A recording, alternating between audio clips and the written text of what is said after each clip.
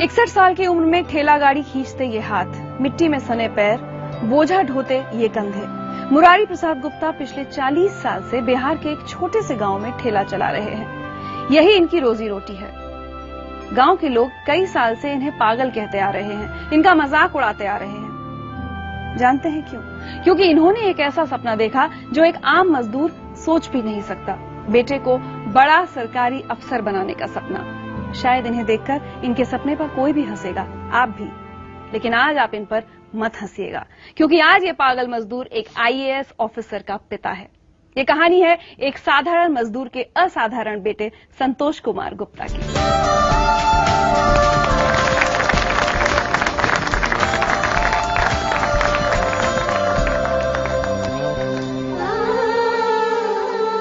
संतोष, हमारे देश में एक ठेला चलाने वाले का बेटा IAS बनने का सपना देखे, सुनकर हैरानी तो होती है।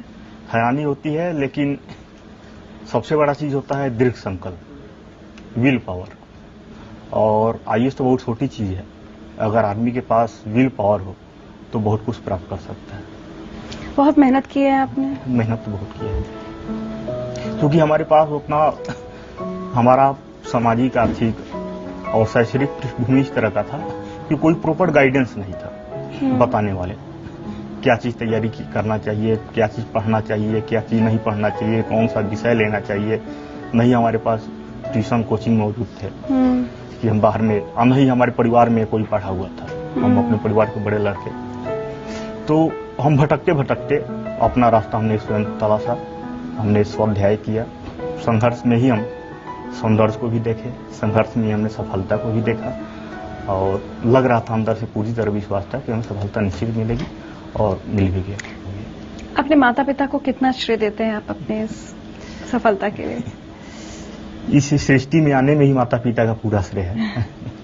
और रही बात सफलता में, तो सफलता का पूरा सहयोग माता पिता का है। उनका सहयोग से ज्यादा उनका आशीर्वाद है, और ईश्वर का भी आशीर्वाद है। आपसे कोई मिलने आया है?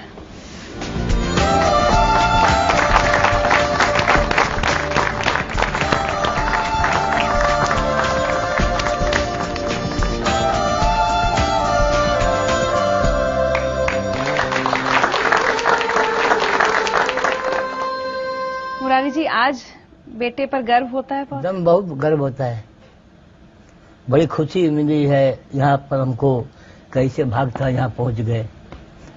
एक बात बताइए, कभी सोचा था कि बेटा हमारा सपना पूरा कर देगा? नहीं सोचे थे। ये पढ़ रहे थे तो हम कुछ 2-4 साल पहले के का उतना बड़ा आदमी के लड़का नहीं तैयारी कर पाए, तो रिक्शा ठेला चलाने वाले को लड़का कहाँ पढ़ पाएंगे। लेकिन इनका ख्वाब था बचपने से कि हम IAS करेंगे। लोग आसपास आपका मजाक भी उड़ाते थे गांव में, ये हाँ, कहते तो थे कि बावले वो हो, बेटे को भेज दिया पढ़ाने। मजाक तो सभी कोई, छोटा आदमी सभी कोई बड़ा आदमी हंसता है। अब तो आदमी कहता कि तुम्हारा लड़का IAS हो गया, ये कोई काम छोड़ दो मजदूरी वाला। हम कब कैसे छोड़ेंगे सर, बताइए कि हमको पैसा रहेंगे तब हम का खाएंगे, का पिएंगे। अभी तो तनख्वाह तो नहीं मिल रहा है, हम छोड़ दें। अभी परिवार को लेकर चलना है, इन्हीं को खर्चा देना पड़ता है। आपको ऐसा नहीं लगता कि अब मेरा बेटा इतनी बड़ी सरकारी नौकरी में चला गया है? एकदम ठीक है, अभी लगता है, लेकिन लगता है विश्वास। कुछ दिन पहले बोला थे कि हमारा IAS लिखा, तो वो हमको विश्वास नहीं होता था। आपको विश्वास नहीं हुआ? नहीं होता था। हम ऐसे लोग कहते हैं कि तुम्हारा लड़का कलेक्टर बन गया, कलेक्टर बन गया। अभी लोग कहते हैं कलेक्टर बन गया, तो काम हम भी कलेक्टर क्या होता है हम तो जन्म नहीं करते हैं। संतोष, सुनकर कितना अजीब सा लगता है। आपके पिता को ये नहीं पता IAS का मतलब क्या है, और ऐसे पिता का बेटा देश का सबसे मुश्किल इम्तिहान पास कर लेता है। हम तो यही कहते हैं इनको कि आप बढ़िया बढ़िया काम कीजिए, और खुशी होगा। ईमानदारी से काम कीजिए, सबको भलाई कीजिए, घूस मत कमाइए, मेहनत करिए, जो मजदूरी घूस मत किसी को दीजिए।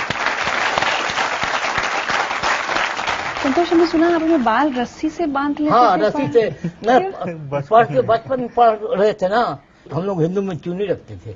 और चुनिया सोतरी बांध के